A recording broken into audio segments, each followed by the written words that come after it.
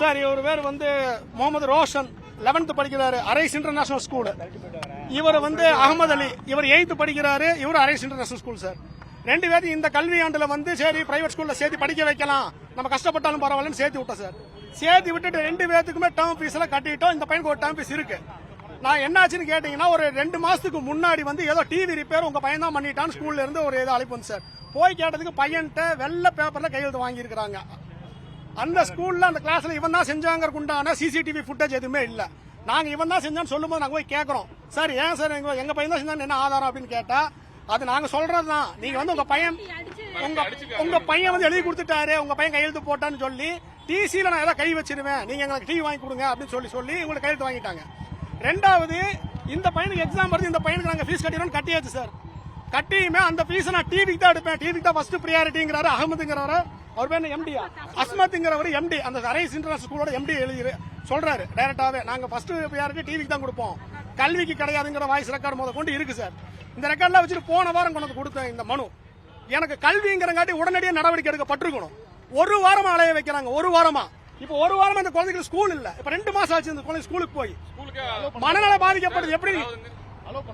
ஆமா உள்ளுக்குள்ளே விட மாட்டேங்கிறாங்க சார், வெளியே வந்துட்டு ரோட்டில் நிக்கிற வீடியோ கொண்டு இருக்கு சார். இவருக்கு ஃபுல் ஃபீஸ் கட்டியுமே ரோட்டில் நிக்கிறாரு சார் அரைஸ் இன்டர்நேஷனல் ஸ்கூல்ல. சார் அவன் உடச்சார இல்லையான்னு எங்களுக்கு தெரியாது, ஆனாலும் ஃபுட்டேஜ் நான் கேட்டோம், இந்த மாதிரி ஏதாவது ஃபுட்டேஜ் கொடுங்கன்னு ஒரு போய் கேட்கறாரு. கேட்கும்போது ஃபுட்டேஜும் தர முடியாது, உங்க பையன் ஒத்துக்கிட்டா நீங்களும் கையெழுத்து போடுங்க, இல்லைன்னா டிசியில் கை வைப்போங்கிறாரு. இவங்க அதுக்கு பயந்துட்டு கையெழுத்து போட்டு கொடுத்தாச்சு. கொஞ்சம் கொஞ்சமா தரோங்கிற மாசம் சார் இல்லாதப்பட்ட எப்படி சார் கையெழுத்து எடுத்து கொடுப்பான்? இவனுக்கு கட்ட 15,500 ஃபீஸ் தங்கத்தை வித்து தான் கட்டியிருக்காங்க. கழுத்துல போட்டு இருந்த நகையை வித்து இந்த பையனுக்கு ஃபீஸ் கட்டினது சார். வெளியே வச்சு பையனை வெளியே தாட்டி விட்டுருக்காங்க 2 பேர்த்தையும். நான் என்ன சொல்றேன், இவருக்கு கட்டினா இவர் உள்ள படிச்சிருக்கணும், நியாயமா இருந்தா. இது 410 ஃபோர்ஜரி வேலை பார்த்திருக்காங்க ஸ்கூலுக்கு போகும்போது வெளியே நின்று இருந்தோம். வெளியே நிற்கும்போது அந்த பையன் உள்ள உடைச்சிருக்கான், அது தெரியாது. வெளியே நிற்கும்போது எனக்கு வந்தவங்க அப்படியே ஆமா சட்டையை பிடிச்சி இழுத்து, எனக்கு தெரியாது, சட்டையை பிடிச்சி இழுத்து நீ தானே டிவி உடைச்சா வா ஆபீஸ் ரூமுக்கு போலான்னு கூட்டு போய் உட்கார வச்சிருந்தாங்க, வெளியே நிக்க வச்சிருந்தாங்க. மேம் எதுக்கு வெளியே நிக்க வச்சிருந்தாங்க, அதெல்லாம் நீ ஒன்னும் பேச தேவையில்ல, ஒழுங்கா உள்ள போனா உள்ள போ அப்படின்னாங்க. ஒரு ரூமுக்குள்ள தனியா கூட்டு போய் அடிச்சாங்க, ஒத்துக்கோ நீயே ஒத்துக்கோ, அப்படி இல்லைன்னா நாங்க சிறுவர் ஜெயில பிடிச்சி போட்டுருவேன் அப்படின்னாங்க. அதுக்கு ஒத்துக்கிட்டதுக்கு வந்து சரி அந்த நாள் முடிஞ்சிருச்சு. அடுத்த நாள் வந்தப்ப வெளியே HM ரூமுக்கு முன்னாடியே முட்டி போட வச்சு அடிச்சாங்க.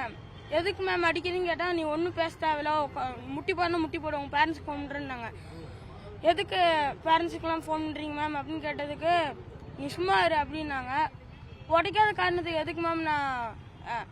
எதுக்கு நான் ஃபீஸ் கட்டணும் அப்படின்னு கேட்டதுக்கு ஒன்னு நீ பேச வேணாம் அப்படின்னு சொல்லி அடிச்சாங்க. அந்த பையன்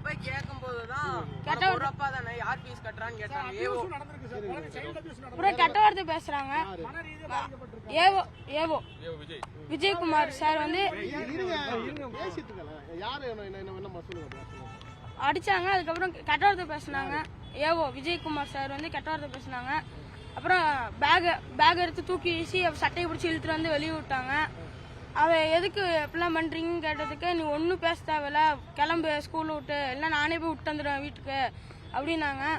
வினோத்குமார் சார் வந்து உனக்கு சிறுவர் ஜெயில பிடிச்சி கொடுத்துருவேன், நீ இப்போ ஒத்துக்கலாம் உனக்கு சிறுவர் ஜெயில தான் நீ போயிருப்ப அப்படின்னாங்க. அதனாலதான் நான் சொன்னது.